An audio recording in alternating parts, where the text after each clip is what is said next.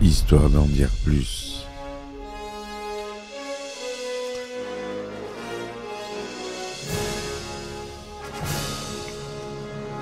Eh ben attendez, on est en France. Allez, cul sec. Hop.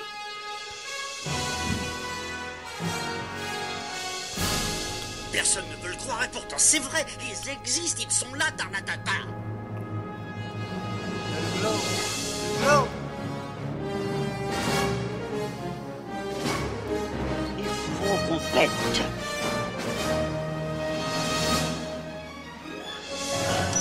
Voyons, circuit branché, correcteur temporel temporisé. Bonjour, bienvenue sur Histoire d'en dire plus. Aujourd'hui, on s'attaque au second film d'une grande saga américaine, dont le réalisateur pour celui-ci est James Cameron. J'ai dénommé Aliens. Le retour. C'est parti, mon kiki. Alors, Alien, le premier du nom, était tourné, réalisé par Ridley Scott. Ce second film est réalisé, lui, par James Cameron, sur un scénario de lui-même. C'est un film de science-fiction américano-britannique, sorti en 1986, deuxième volet de la saga Alien. Ce film est la suite d'Alien, le 8e passager, en 1979, et met en scène l'actrice Sigourney Weaver, qui reprend son rôle d'Ellen Ripley, ainsi que les acteurs Michael Biehn, Bill Paxton, Lance Henriksen et Carrie Henn. Dans ce film, Ripley accompagne un détachement de Marines coloniaux qui se rendent sur la planète LV-426, une colonie spatiale humaine terraformée qui ne donne plus de nouvelles, où la présence de la créature du premier film, l'alien, désignée sous le terme de xénomorphe, est suspectée. À sa sortie, Alien le retour connaît un succès commercial important et reçoit de nombreuses critiques positives. Le film est cité pour 7 Oscars et remporte celui du meilleur montage son et des meilleurs effets visuels. Et bien qu'elle n'ait remporté l'Oscar de la meilleure actrice pour son rôle, la nomination de Sigourney Weaver à ce prix est considérée comme une étape importante dans la légitimisation des acteurs de science-fiction et d'horreur, qui étaient jusqu'alors généralement boudés par l'Académie. Outre les Oscars, Aliens le retour domine largement les Saturn Awards, remportant 8 récompenses au total. À l'instar de son prédécesseur, Aliens le retour est considéré aujourd'hui comme un classique du genre et un film culte. Il apparaît dans plusieurs listes des meilleurs films de science-fiction horrifiques. C'est un film de 137 minutes, avec Sigourney Weaver, Michael Biehn, Lance Henriksen, Bill Paxton, Paul Reiser. C'est produit par la Brandywine Productions, la Pinewood Studio et la 20th Century Fox. Le synopsis. Le retour de Ripley.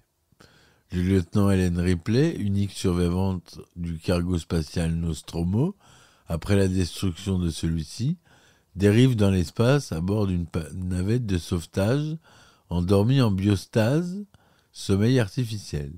Sa navette est retrouvée en 2179, soit 57 ans après les événements racontés dans le premier film. La navette ayant été rapatriée sur la station spatiale Gateway, en orbite autour de la Terre. Ripley est admise à l'unité médicale de la station, où elle se remet lentement de sa biostase. Elle souffre de violents cauchemars, où elle voit un alien sortir de son corps. Après sa convalescence, Ripley est convoquée par son ancien employeur, la compagnie Weyland-Yutani, qui lui demande de justifier la perte de l'équipage et du vaisseau Nostromo dont elle avait la charge. Lors de la réunion, celle-ci décrit la lutte qu'elle a dû mener avec ses camarades contre une créature extraterrestre inconnue. Cependant, son récit est mis en doute par la compagnie. En effet, la planète LV-426, sur laquelle l'équipage du Nostromo est entré en contact avec un alien, a été colonisée à cette date depuis 20 ans, sans que personne ait remarqué la moindre présence d'un organisme hostile. À l'issue de la réunion, Ripley est sanctionné pour la perte du Nostromo et de sa coûteuse cargaison, la compagnie décidant malgré tout de ne pas l'attaquer en justice, à condition qu'elle se soumette volontairement à des examens psychiatriques tous les 6 mois. De plus, elle voit sa licence de vol suspendue pour une durée indéterminée. Sans emploi, Ripley se retrouve alors contrainte à trouver un poste de seconde zone en tant que manutentionnaire sur les docks spatiaux pour vivre. Elle apprend également que sa fille Amanda, âgée de 11 ans au moment du premier film, est décédée d'un cancer 2 ans avant son retour. Quelque temps après, Ripley a été contacté par Carter Burke, l'avocat de la compagnie, accompagné du lieutenant Gorman des Marines coloniaux. Il s'avère que la liaison avec LV-426 a été mystérieusement interrompue et que la compagnie souhaite envoyer sur place une unité de Marines pour faire une reconnaissance. Burke propose à Ripley de les accompagner en tant que consultante. Traumatisée par sa précédente expérience, celle-ci refuse tout d'abord, bien que Burke lui garantisse sa réintégration en tant que commandant de bord.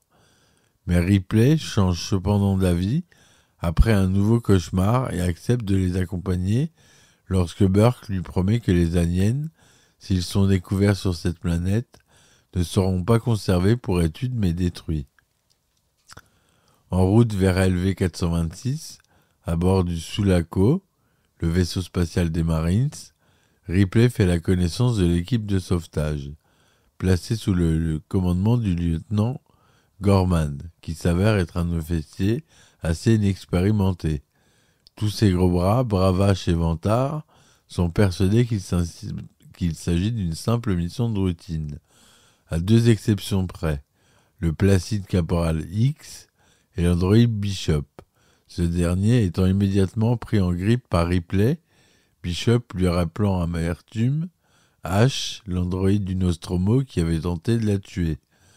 Lors du briefing, Ripley explique à l'équipe ce qu'elle sait de la créature, mais personne ne semble la prendre au sérieux. Arrivée dans l'atmosphère de LV-426, l'équipe de sauvetage du Sulaco embarque à bord d'une navette de transport qui les amène vers la colonie du nom de Hadley Hope. Débarquant en force dans la base, l'équipe découvre des traces de violents combats, mais cependant ne retrouve aucun colon. Se rendant au laboratoire de la colonie, les soldats découvrent 4 tubes en verre contenant chacun un facehugger, le premier stade de l'alien, ainsi qu'un rapport médical qui mentionne que 2 de ces créatures sont encore en vie. C'est alors qu'un détecteur de mouvement des Marines capte un signal d'une créature s'approchant dans le couloir. Croyant avoir affaire à un xénomorphe, l'équipe découvre avec stupeur Newt, une fillette survivante qui se cachait seule dans une galerie de maintenance depuis plusieurs semaines. Ripley se prend immédiatement d'affection pour cet enfant traumatisé, mais Newt la met en garde. Selon elle, même les militaires surarmés qui sont venus avec elle seront impuissantes face à la menace qui les guette. Poursuivant leurs recherches, les soldats localisent les colons grâce à leur émetteur personnel. Apparemment, ils sont tous regroupés au niveau du processeur atmosphérique du complexe, une installation gigantesque qui produit l'air respirable de la planète. Les marines se rendent sur place à bord d'un transport de troupes blindées, tandis que le lieutenant Gorman reste à l'intérieur du véhicule pour superviser l'opération par vidéo avec Ripley et Burke. Les soldats s'introduisent dans un couloir dont la structure semble avoir été remodelée avec des hôtes non humains. Tout à coup, Ripley et Burke comprennent que si les balles explosives des fusils d'assaut perforaient le processeur atmosphérique de la colonie, une réaction thermonucléaire se déclencherait. Le lieutenant Gorman interdit alors aux soldats de se servir de leurs fusils et n'autorise que l'usage des lance-flammes. S'enfonçant à pied au cœur du complexe, Les soldats découvrent alors un environnement étrange, notamment des parois recouvertes de sécrétions organiques à l'aspect inquiétant. Guidés par le signal des émetteurs, les soldats découvrent finalement les colons, apparemment tous morts et recouverts d'une sorte de cocon de la même matière qui orne les murs. En tentant de sauver une survivante, les marines assistent avec horreur à l'éclosion d'un chestbuster du corps de celle-ci, qu'ils tuent au lance-flammes. Mais bien vite, ils sont victimes de l'attaque d'une dizaine d'aliens qui surgissent et leur tombent dessus par surprise. Le soldat Frost est involontairement tué par le lance-flamme de Dietrich au moment même où cette dernière est emportée par un alien. Les soldats Crow et Wierzbowski sont tués dans l'explosion du sac de munitions explosives tenu par Prost. Puis le sergent Aponné est emporté à son tour. Seuls les tirs des mitrailleuses des soldats Vasquez et Drake, qui ont désobéi aux ordres de Gorman, et le fusil à pompe du caporal X, permettent de tenir les aliens à distance. Devant l'inefficacité de Gorman, rapidement dépassé par les événements, Ripley prend les commandes du vaisseau blindé et fonce secourir les soldats encore en vie, enfonçant le véhicule dans la paroi d'un mur pour les faire sortir. X, Hudson, Vasquez et Drake parviennent à rejoindre le blindé, mais Drake perd finalement la vie lorsqu'il est involontairement aspergé par le sang acide d'un alien mitraillé par Vasquez. Lors de la fuite du véhicule, Gorman est victime d'un choc à la tête et perd connaissance. Une fois hors de danger, l'équipe décide, malgré les protestations de Burke, de retourner au Sulaco afin de détruire le complexe en lançant depuis l'espace une charge nucléaire sur la colonie. Mais alors que la navette de transport vient les chercher, un alien qui s'est introduit dans l'aéronef tue le mécanicien Spunkmeyer avant de s'en prendre au pilote Ferro. L'engin, hors de contrôle, s'écrase non loin du processeur atmosphérique en l'endommageant. Échappant de peu à l'explosion de l'aéronef, les survivants sont alors contraints de retourner se barricader dans le complexe, dans l'espoir de survivre jusqu'à l'arrivée d'une hypothétique équipe de secours, dans un minimum de 17 jours selon X. Gorman étant toujours inconscient, X et Ripley prennent les choses en main et commencent à raisonner Hudson, qui perd son sang-froid face à la situation et lui demande de trouver tout ce qui peut les aider à se guider dans le complexe. Plans, schémas, maquettes, et ils font l'inventaire des quelques armes récupérées dans la navette. X informant l'équipe qu'il a récupéré 4 tourelles canons, fort utiles pour leur défense, mais aussi qu'ils n'ont que peu de munitions.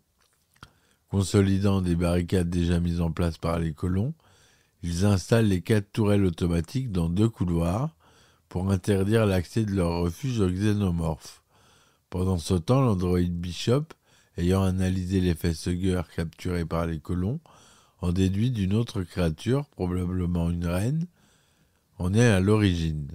Ripley lui demande ensuite de détruire les spécimens, mais Burke s'y oppose car ces créatures ont selon lui une énorme valeur pour la recherche en bioarmement. Ripley découvre par la suite que c'est Burke qui est le responsable de l'investigation de la colonie, après avoir autorisé l'exploration du vaisseau extraterrestre qui contenait les œufs aliens. Peu après, les 2 canons du premier couloir sont attaqués par les aliens. Arrivant rapidement à court de munitions, ils sont submergés par le nombre. Cependant, une autre menace place sur les survivants, le réacteur nucléaire du processeur atmosphérique devenu instable à la suite du crash de la navette. Il menace d'exploser dans les prochaines heures. Bien que conscient du danger, Bishop se porte volontaire pour aller jusqu'à l'émetteur radio de la base, afin de radiocommander la seconde navette de transport du Sulaco jusqu'au complexe. C'est alors que les 2 autres canons automatiques arrivent eux aussi à court de munitions, après un bref engagement, mais parviennent à arrêter le déferlement des aliens qui abandonnent un temps leur assaut. S'étant reposé quelques heures dans la cellule médicale du laboratoire, Ripley et Newt sont soudainement réveillés par l'apparition des deux facehuggers qui se jettent sur elles. Luttant contre les créatures, les deux femmes sont sauvées par l'arrivée in extremis de X, Hudson, Vasquez et Gorman. Remis de sa blessure, il s'avère que les créatures ont été lâchées dans la salle par Burke, celui-ci souhaitant ramener clandestinement des spécimens aliens sur Terre en contournant l'astro-quarantaine, et donc choisissant de laisser infecter Ripley et Newt par les facehuggers. S'apprêtant à tuer Burke, les militaires ont soudainement interrompu par une coupure de courant provoquée par les aliens. Repliés dans la salle des opérations, ils sont alors attaqués par une masse d'aliens qui se sont faufilés en passant par les faux plafonds. Pendant que les marines luttent pour leur survie, Burke profite alors de la confusion pour s'échapper, bloquant la seule retraite aux membres de l'équipe. Mais il est finalement retrouvé par un alien et tué. Perdant Hudson dans la bataille, les survivants se replient dans les tunnels de ventilation, guidés par Newt et couverts par les tirs de Vasquez. Mais celle-ci se retrouve bientôt à court de munitions et utilise en dernier recours son pistolet automatique. Puis elle est blessée aux jambes par le jet d'acide d'un alien. Elle est secourue par Gorman, armé lui aussi d'un simple pistolet. Arrivant à court de munitions, les deux Marines n'ont d'autre choix que de se faire exploser à la grenade alors que les aliens les encerclent. Le souffle de l'explosion provoque une secousse qui fait tomber Newt au travers d'une gaine de ventilation jusque dans les bas-fonds de la base. Ripley et X partent à sa recherche, mais alors qu'ils tentent de la récupérer à travers une grille, la fillette disparaît capturée par un alien. Peu après, X, blessé par l'acide d'un alien, est ramené par Ripley jusqu'à la navette de transport que Bishop a réussi à faire atterrir près de la station. Celle-ci commença à devenir instable et menaçant d'exploser. Alors qu'il lui reste moins de 30 minutes avant l'explosion du processeur atmosphérique, Ripley décide malgré tout de retourner seul dans la base et lourdement armé, fusil à impulsion et lance-flammes, et de tenter de sauver Newt, qu'elle pense être encore en vie. Arrivant au cœur des nids d'aliens, Ripley retrouve la fillette enfermée dans un cocon et entourée d'œufs de facehuggers prêts à éclore. Mais elle se retrouve également en présence de la reine alien, une créature gigantesque qui pond les œufs en continu tout autour. Cherchant une issue, Ripley menace la reine de détruire ses œufs avec son lance-flamme avant de finalement se déchaîner contre eux quand les facehuggers commencent à éclore. S'enfuyant avec Newt accroché à elle, Ripley est poursuivi par la reine alien qui se détache de son imposant tube ovopisteur et rameute ses serviteurs. Luttant contre les aliens tout le long du chemin, Ripley et Newt parviennent finalement à rejoindre juste à temps la navette de transport qui décolle peu après, alors que le réacteur est en train de s'écrouler tout autour d'eux. Ils s'échappent de peu à l'explosion nucléaire du processeur atmosphérique qui vaporise la colonie dans une immense boule de feu. Bishop les ramène ensuite sains et saufs à bord du Sulaco. Ripley félicite Bishop pour le travail que celui-ci a accompli. Alors que tout semble s'être bien terminé pour les rescapés, ceux-ci ignorent qu'ils ont été accompagnés en secret par la reine alien qui s'est furtivement accrochée à la navette lors de son décollage. Apparaissant par surprise, elle attaque Bishop et le coupe en deux après l'avoir embroché avec la lame de sa queue. Ripley, qui s'était enfui, revient un peu après, équipé d'un robot de manutention, un exosquelette motorisé nommé Power Loader, et combat la créature qui tentait de s'emparer du Newt. Après une lutte acharnée, Ripley parvient à se débarrasser de la reine en l'éjectant dans le vide spatial quand elle réussit à ouvrir un des sas du Sulaco. Par la suite, elle place X Bishop, gravement blessé, en biostase dans des capsules de sommeil individuelles avant de s'installer avec nous dans une autre capsule, entrant en hypersommeil pour le voyage de retour vers la Terre.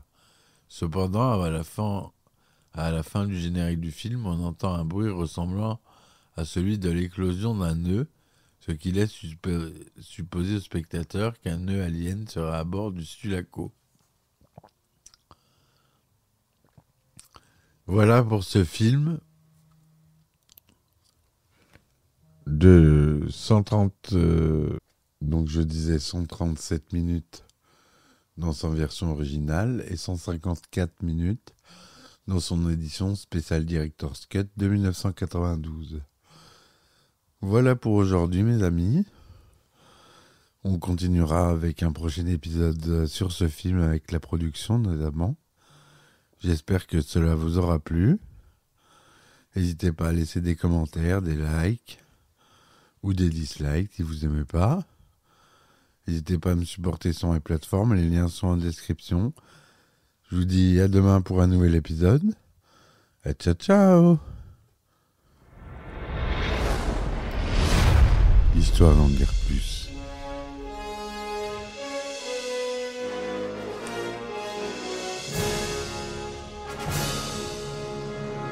Eh ben attendez, on est en France. Allez, cul sec.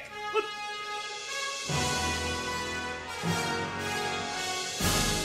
Personne ne veut le croire et pourtant c'est vrai, ils existent, ils sont là, Tarnatata. Le globe. Le globe.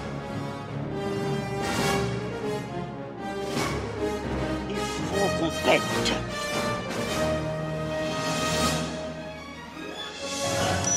Voyons, circuit branché, correcteur temporel temporisé,